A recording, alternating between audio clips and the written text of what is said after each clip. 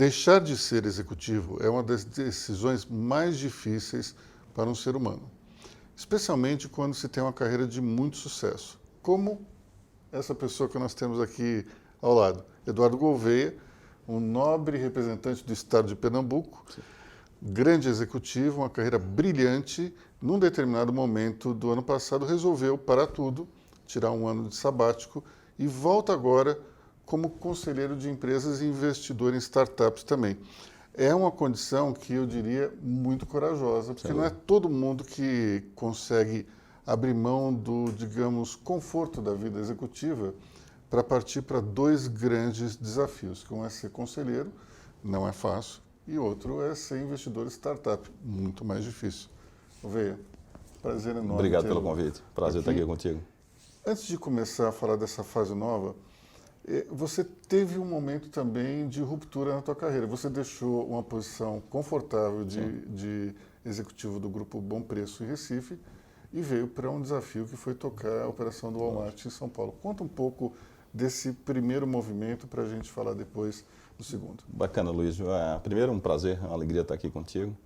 E minha vida foi feita executiva, estou há 35 anos nessa carreira executiva, e foi feita de grandes movimentos de ruptura. Tá? Um grande movimento foi esse, de sair de um conforto, de uma praia ensolarada, com a casa à beira-mar em Maria Farinha, para vir assumir uma posição super relevante aqui no Walmart, de vice-presidente de marketing aqui para o Brasil. Então, mover família, mover filhas adolescentes, então realmente a gente tomou uma decisão muito dura na época, mas eu acho que foi uma decisão super acertada. Para filho, para família, a gente criou um núcleo familiar muito duro, eu, Elise e as duas meninas, porque aqui somos só nós quatro, minha família está toda lá, meus amigos estão lá, minhas raízes estão lá, mas ter vindo foi essencial para a gente continuar na caminhada. Mas foi muito desafiador. O sotaque, ambiente novo, ambiente corporativo novo, foi realmente muito difícil a adaptação. Mas a gente ama essa cidade, muita gente me pergunta agora, tu voltas para lá? Eu disse, de forma nenhuma. Eu adoro visitar Recife, adoro. É fácil tirar um pernambucano de Pernambuco, mas é difícil tirar Pernambuco de um pernambucano. Então, a gente adora a cidade, a gente adora o estado, a gente adora ir para lá, mas hoje a vida da gente está aqui em São Paulo, na vida que a gente está levando, que é muito bacana.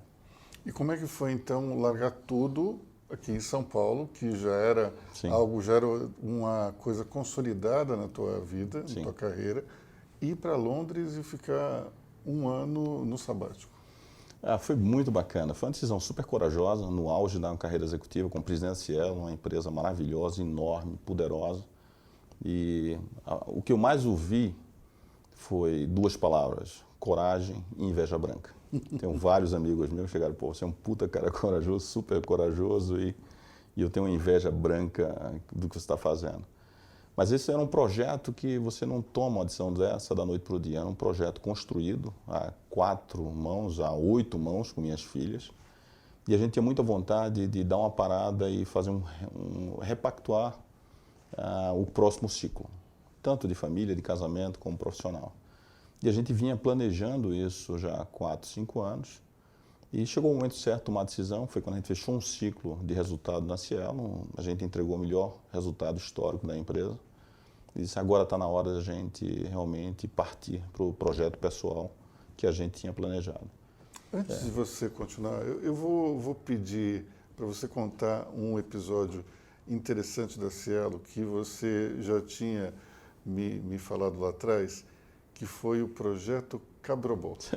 Para quem não sabe, Cabrobó é uma cidade, quando você olha o Pernambuco começa numa área e termina no sertão. No sertão. Cabrobó deve ser a última, talvez, cidade perto aqui, do fim. Perto do final do estado. Bem no sertão do Pernambuco. Mas aí, explica para a nossa audiência o porquê desse nome isso é uma tão curiosidade. sugestivo. Isso é uma curiosidade, eu acho que eu vou fazer uma revelação aqui, que eu já tinha feito para os amigos, mas não assim abertamente. A gente estava fazendo um processo de transformação da VisaNet em Cielo, que era abrir adquirência. E tinha uma demanda muito forte dos acionistas do conselho de vocês precisam pensar fora da caixa, vocês precisam ter ideias diferentes. Então tinha uma demanda muito forte para criatividade e ruptura naquele período. A gente era uma empresa B2C, ou seja, todo cartão que o cliente tirava da carteira passava na nossa máquina, era tipo um monopólio.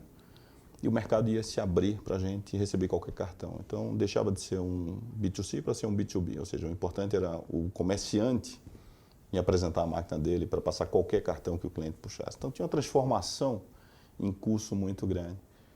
E a gente precisava batizar o nome do projeto. Era um projeto que durou quase um ano, com consultoria externa. E, numa discussão, eu disse, põe Cabrobó.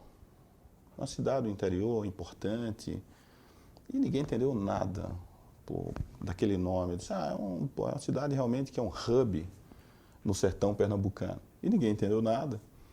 Mas a verdade é que lá é um grande produtor de maconha e a criatividade explode naquela reunião. Se é para pensar fora da caixinha, então é em lá. Cabrobó. E aí isso virou em um belo dia.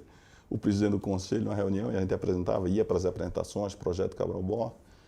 E ele perguntou, Gouveia, o que é Cabrobó, por que o nome do projeto? E eu tive que revelar para ele, foi uma gozação, foi uma risadaria na reunião. E ficou, historicamente, conhecido como Projeto Transformação da Cielo, foi o Cabrobó que fez a Cielo que ela é hoje.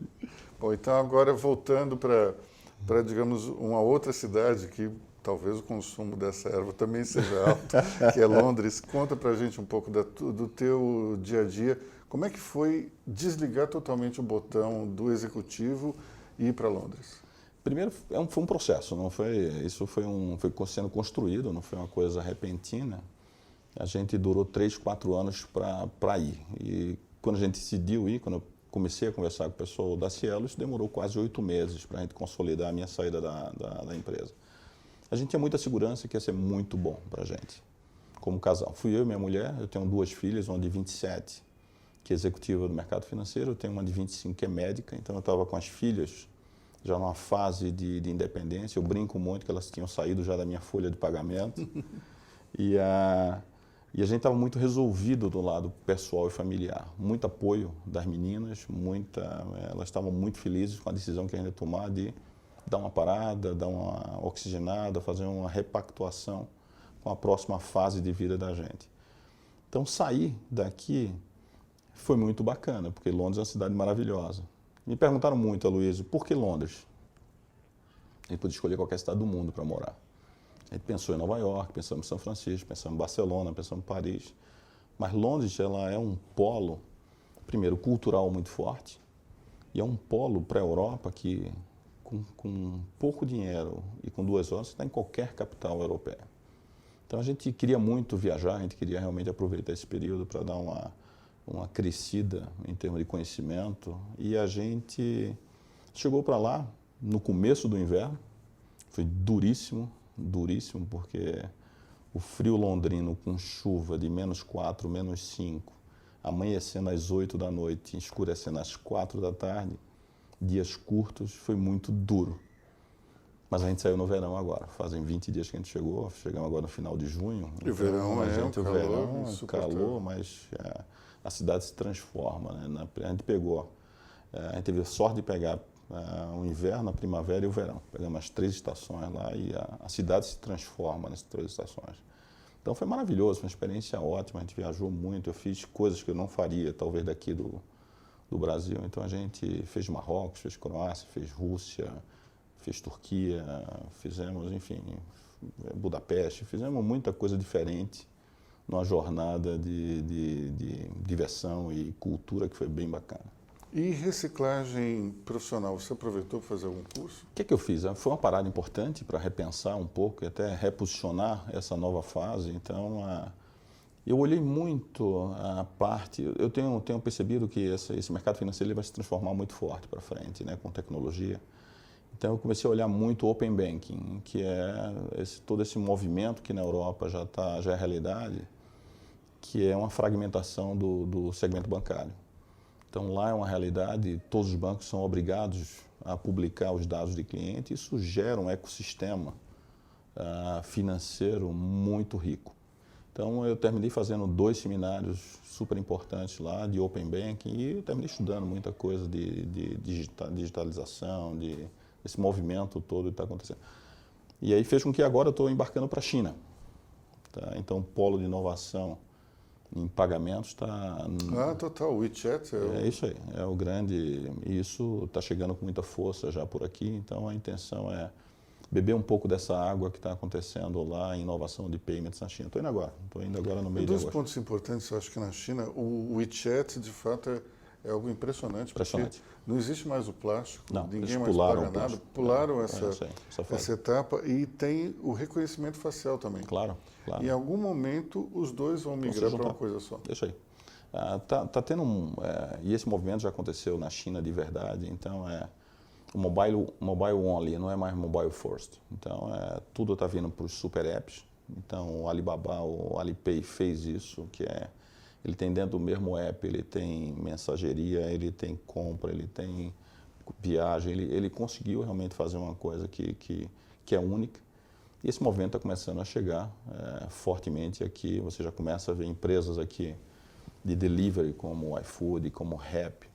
Por exemplo, eu moro no Campo Belo, fui tomar um café domingo, numa cafeteria relativamente perto lá de casa. Na mesa já tinha um display com QR Code do Rappi Pay. Então ele já começou, isso é uma empresa de delivery, de motoboy, de entrega. Então ele já começou a enfiar uma função de pagamento no mundo offline, que é uma cafeteria, vindo do online. Então essas coisas estão se misturando, então numa velocidade muito grande e vários atores começando a atuar nesse segmento. E no caso da China, você vai ter uma certa dificuldade para pagar as coisas, né? Já me ajudaram aqui, já disseram, consegue alguém que te coloque numa conta WeChat dinheiro para você lá, que você vai ter dificuldade de pagar. Você vai precisar de um intermediário. É isso aí, intermediário, exatamente. Eu tenho um amigo que estava para pegar o metrô, ele não conseguia pagar, aí um rapaz parou e falou, não, eu pago para você aqui, e tal. E ele pagou não tinha como. É isso aí. Então, é um amigo meu do Baidu, que veio de lá, e disse, toma cuidado que lá você vai ter dificuldade para usar teu cartão e para pagar suas contas. Então, é importante você ter alguém que tenha uma conta do chat que você consiga lá, via Alipay, colocar algum crédito. Mas é interessante porque, de uma certa forma, ressuscitou o guia turístico, né? Sim. Porque você vai precisar ter uma precisa de pessoa alguém para poder ajudar a gente. Então, e não dá para ir para a China sozinho, senão você não aproveita tudo que a China pode te dar. É verdade. Então, tem essa revolução e a gente está se metendo nisso para entender esse mundo, Aloysio, e está sendo muito... tem uma revitalização muito grande de você interagir com essa molecada. Então, como você falou no começo, eu estou olhando um pouco conselho formal, corporativo, e comecei a investir em algumas startups e ser conselheiro e mentor dessa molecada. Então, tem sido muito bacana conviver com essa turma jovem. E como é que é essa transição? De novo, você estava numa posição executiva importante, foi para um sabático e agora você está num outro momento. As habilidades de um conselheiro são diferentes das habilidades de um executivo. Então, qual é a principal diferença que você já detecta? Deixa eu te falar uma coisa, eu me preparei para essa fase, então eu terminei me certifiquei no IBGC, enfim, então fiz lá o curso para conselho. Mas tudo reside em gente, né, Aloysio? Tudo reside em você entender como funciona a dinâmica desse negócio. Então, eu sou um cara que gosto muito e eu acho que a gente movimenta as companhias pelas pessoas. Tá? E eu tenho uma missão muito forte agora, como pessoa, de criar uma corrente do bem. Tá? Então, eu estou super empenhado em fazer com que essas empresas que eu estou começando a investir, que a gente crie ali um ecossistema do bem. Tá? Não só socialmente, mas que essas empresas prosperem, gerem riqueza, gerem prosperidade. Então, essa habilidade de gente é uma habilidade que eu venho desenvolvendo há um certo tempo e eu acho que é fundamental, tanto como executivo como conselheiro. Mas tem um aspecto que é importante, a gente fala muito, que é nariz dentro e mãos fora. Essa é uma habilidade que a gente vai ter que desenvolver, que é menos execução e mais share, ou seja, mais percepções. Então, isso é um treino que a gente está fazendo, a gente é naturalmente voltado para a execução, como executivo. Numa empresa grande como a Cielo, como a Alelo, como o Mútuo, você vai para a ação. E como conselheiro, você tem um papel de influenciar e não mais executar. Então, essa é a grande diferença que eu estou começando a experimentar agora, um papel de mais influenciador e menos executor. E é difícil. E como é que é você perceber, você, digamos, saber que se tivesse sentado naquela cadeira faria de uma maneira diferente Claro, duro. e somente observar, influenciar, Duro, mas duro. não botar a mão na massa? Duro. Eu me pego várias vezes passando o limite e eu tenho que começar a fazer um trabalho de autocontrole e autoconhecimento, que para meu papel ali está muito bem definido, que é fazer com que aquela pessoa execute melhor e não eu sente no lugar dela e faça o trabalho dela. Então é muito duro, Aloysio. E qual o Para mim, limite da pressão? eu vivi muito. Porque você estava sofrendo isso A antes. gente fala muito de maçarico, né? Então, a gente tinha muito maçarico. Então a gente. Esse equilíbrio sempre é um desafio de você ter na medida correta. Então, eventualmente. Eu aprendi uma coisa muito bacana na minha vida: ser grato e reconhecer quando você avança e pedir desculpa. Então, é ter um cuidado para você não ter a pressão correta, senão você termina desmontando o outro lado. Então, esse é um aprendizado diário. Você pergunta qual é a fórmula? Não tem fórmula. Você vai sentindo, vai fazendo, e vai aprendendo, e vai se autoconhecendo. Mas realmente, quando passar do limite, a minha recomendação é pede desculpa e vamos para frente e reconstrói de novo. Eu lembro que alguns anos atrás tinha dois tipos de pais. Aqueles que apanharam na infância e, portanto, continuavam batendo os filhos, aqueles que apanharam na infância e, por isso, não queriam bater nos filhos. Essa lógica dá para a gente jogar acho que dentro sim. do conselho? Olha, eu vou lembrar de mamãe, que já não está com a gente. Mamãe era mestre na sandália havaiana, entendeu? Ela executava bem, esse papel ela executava bem. A gente adora minha mãe, a gente adora. Tem um negócio que mamãe ensinou muito pra gente, papai, que é a função do limite. Então, e foi eventualmente por recomendação e conselho, eventualmente foi pela havaiana, entendeu? Então, esse equilíbrio é um negócio que é um desafio muito forte, de como é que você não é tão benevolente e também você não é tão punitivo. Então, como é que você reconhece? A gente tem uma máxima também, como executivo, que a gente tem aplicado hoje, tentando influenciar, que é as empresas se movem por celebração e reconhecimento.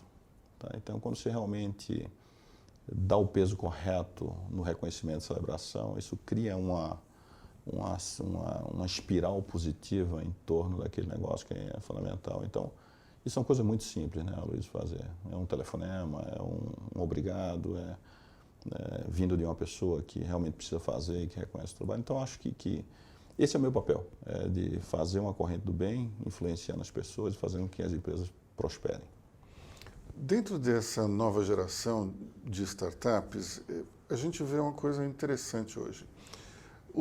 A geração millennial, ela meio que se notabiliza por um certo descompromisso e meio que uma falta de resiliência. Isso dentro do ambiente corporativo. Agora, quando você vai para o ambiente de empreendedorismo, você não vê isso, muito pelo contrário. São pessoas, são jovens muito ativos e muito dentro do negócio. Muito focados. Mas, ainda assim, tem um problema que é, digamos, essa dispersão de interesses. Como é que você lida com isso dentro do teu dia a dia? Eu acho que para mim, o meu papel dentro, principalmente dentro das startups hoje, é dar um pouco mais de ritmo. Tá, Luiz? A gente pega essa molecada com muita dispersão, com muita ideia boa, mas com execução eventualmente sofrível. Então, por exemplo, o meu papel é de dar ritmo, dar consistência, enfim, porque a turma dispersa violentamente, porque todo dia o cara tem 3, 4, 5 ideias maravilhosas. E aquela que ele teve ontem, ele não começa a implementar. Então, é ter ritmo, ter cadência, a gente fala muito na vida executiva do batidão, né? Então, ter batidão, enfim. Então, meu papel é esse, junto a essa molecada foca um pouco mais aqui, entrega, depois você parte para a segunda fase. Tá? Então, e isso tem um embate muito forte, porque a turma pensa milhões de ideias por segundo, né? Então, e a gente vem de uma cadência. E eu tenho percebido muito que experiência junto com essa energia dá um fruto e dá um caldo muito bacana.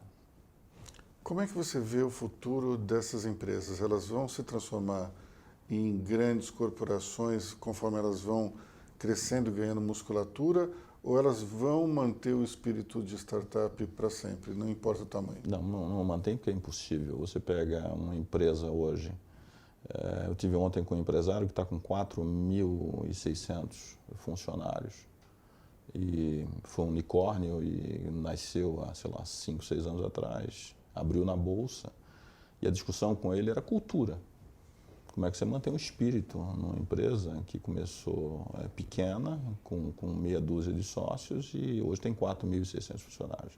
Então esse é um desafio enorme. Então você começa a ter CVM, compliance, RI, você começa a ter uma função de uma empresa um pouco mais engessada. Então o grande dilema dele é como é que eu consigo ter uma empresa bilionária hoje, que vale uma pancada de bilhões na bolsa, um market cap enorme, com mais de 30 bilhões de reais, com espírito inovador, jovem. Então, o segredo dele é muita presença, muita simplicidade, não externalidade de riqueza, enfim. Então, ele tem tentado fazer um trabalho e eu dei uma recomendação para ele, com base na minha experiência. Comunicação intensa e transparente. Isso é o que faz a diferença. Põe a turma no jogo, abre o jogo, fala transparente, fala perto, fala intensamente. Mas é muito duro, é muito difícil você pegar uma empresa que está espalhada no Brasil inteiro, conseguir fazer com que ela tenha o mesmo espírito, a mesma cultura de uma empresa que nasceu 5, 6 anos atrás de uma sala como essa. E talvez o segredo esteja justamente em montar a equipe, né? Claro, você tudo ter passa por as pessoas. pessoas nas outras cidades Células. que também... Eu estava falando muito para ele, eu acho que o principal valor que tem que ser cultivado num crescimento desse é o conceito de dono, né, Luiz? É fazer com que aquele cara que está no interior de Manaus, numa filial, ele tenha a sensação que aquela filial, aquele é dele. Aquilo é o negócio dele. Então, esse é o grande desafio. Isso só faz com uma cultura muito forte, comunicação muito intensa e com gente que comungue dos mesmos valores, né, com o mesmo espírito. Então, ter objetivo comum, propósito comum, faz com que essa turma se junte e tente fazer com que mantenha minimamente esse espírito jovial e inovador de uma empresa como essa. É interessante porque dentro das empresas você tem, especialmente as internacionais, as multinacionais, você tem uma espécie de sentimento de tentar ficar dentro das regras, não fazer muita marola, e daí as coisas vão andando normalmente e ninguém se compromete. O empreendedor interno, geralmente, ele não se dá muito bem nesse tipo de ambiente, né? Não dá, ele é um inconformado no bom sentido, né? Então, por exemplo, eu já tive dentro, eu já empreendi dentro de uma corporação. Então, a gente conseguiu, por exemplo, dentro da Alelo, que era uma empresa de voucher com 20 anos de vida, dentro dela a gente montou 2 empresas lá. Uma que foi a Livelo, que era uma empresa de loyalty de pontos para os bancos, que foi um sucesso, uma empresa hoje maravilhosa, com 200 funcionários, um super resultado, com caixa maravilhoso. E a gente ajudou e começou a montar a Veloy, que é uma empresa de tag para pedágio, que começa a operar agora, competindo com o Sem-Parar e Connect Car. Isso dentro de uma empresa corporativa, com suas regras, seus compliance. Então dá para fazer, se bem montado. Você pega a Livelo, começou, Luiz, dentro do RH da Alelo. 2 pessoas. Um projeto do zero, num PowerPoint. É uma empresa hoje com mais de bi de caixa, com 200 funcionários. Então, dá para você cultivar um espírito empreendedor dentro de uma corporação se você tiver uma certa liberdade. Uma corporação, nesse caso, que tem o DNA do Bradesco. Bradesco Banco Brasil. Ou seja, 2 das instituições talvez mais tradicionais dentro do mercado. São bem tradicionais, naturalmente, por conta da cultura e da história de sucesso das companhias, mas são companhias inovadoras. Sem dúvida. Você pega, por exemplo, esse ecossistema Elo. Então, eles criaram uma adquirência, criaram uma bandeira Elo, que é um sucesso hoje nacional. A bandeira é um sucesso, tem mais de 150 milhões de cartões emitidos. Criaram a Livelo, criaram a Alelo, fizeram uma ruptura no mercado de voucher, que era papel, e foi a Visa Vale que lançou o voucher alimentação e refeição em cartão. Isso é um ponto bem importante, porque geralmente a gente vê o Bradesco como esse grupo extremamente tradicional, mas o primeiro cartão eletrônico foi do Bradesco, primeiro internet bank, primeiro quiosque. Quando você pensa em todas as inovações que foram introduzidas dentro do mercado financeiro, foi o Bradesco o pioneiro. Eles puxam isso, eles são muito avançados nesse aspecto. Uma cultura muito forte, que funciona. Até lá nos anos 60 tinha um negócio que eles chamam de o cérebro eletrônico, que foi o primeiro computador que rodou. Eu não tenho a sua idade, não. Eu não lembro. Mas o primeiro computador que chegou da IBM, no Brasil para o mercado financeiro foi para o Bradesco. Eles chamavam de o cérebro eletrônico. Então o Bradesco, o Banco Brasil, são super avançados nesse aspecto de inovação e eu tive muita felicidade de trabalhar para eles quase 10 anos. Foi uma época muito bacana da minha vida profissional. Agora, para a gente terminar, já que você não só é conselheiro de startups, mas também investe em startups, o que você está olhando no mercado para você, por exemplo, que tem a sua startup e procura um investidor e também um grande mentor, como é o caso do Gouveia? Conta para a gente o que você está procurando. Eu estou procurando time bom. Eu estou procurando gestão, gente bacana, entendeu, Luiz? Eu acho que quando a gente pega uma ideia muito boa, com um time mais ou menos, eu não olho com bons olhos. Mas, eventualmente, você pega uma ideia mais ou menos com um time maravilhoso, ali pode colocar seu dinheiro e seu tempo, que eventualmente você consegue fazer um negócio. Mas define melhor time bom, gente bacana, porque isso eu acho que cada um pode se achar também bom e bacana, mas dá uma definição um pouco melhor. Primeiro, tem que ser do bem. Tá? Tem que ser gente que, teoricamente, teve uma experiência, já falhou 2 ou 3 vezes em outras tentativas, ele aprende com os erros. São pessoas resilientes, gente que realmente quer fazer, dedicada, que olha aquilo como uma missão de vida dele. Então, a gente, quando bate o olho, por exemplo, a composição do grupo é fundamental. Por exemplo, eu acabei de investir numa empresa de loyalty para hotéis, chamada All Points. Então, a composição dos 3 sócios fundadores, um vem de hotelaria, ele nasce com esse viés de hotelaria, conhece muito bem a hotelaria. A outra sócia é uma holandesa, a Grace, que ela montou a Booking.com aqui, então ela conhece muito bem esse mercado de internet, de OTAs. E o outro é o Ricardo, que vem do Baidu, da China. Então, essa química, esse mix de competências é fundamental quando você olha um grupo e uma ideia. Além de ser uma turma maravilhosa e do bem. Então, a gente está buscando... naturalmente, eu tenho alguns segmentos que a gente está começando a olhar com muito carinho e profundidade, que é saúde. Eu quero fazer alguma coisa na área social, de transformação social. RH, que é uma coisa que eu adoro pessoas, então é um negócio que realmente eu quero ter alguma coisa, um pé aqui. Payments, naturalmente, por conta da minha história nos últimos 10 anos. E alguma coisa em saúde. Então é isso que é esse blend que a gente vai tentar criar um portfólio. Então, se você está nessas áreas, tem um startup, precisa de capital e de ideias, alguém que ajude na gestão, já temos aqui... Que bom, um mentor. Um mentor, não é? Que bom. Gouveia. Aloysio, prazer estar com você. Viu? Muito obrigado. Obrigado pelo espaço e parabéns.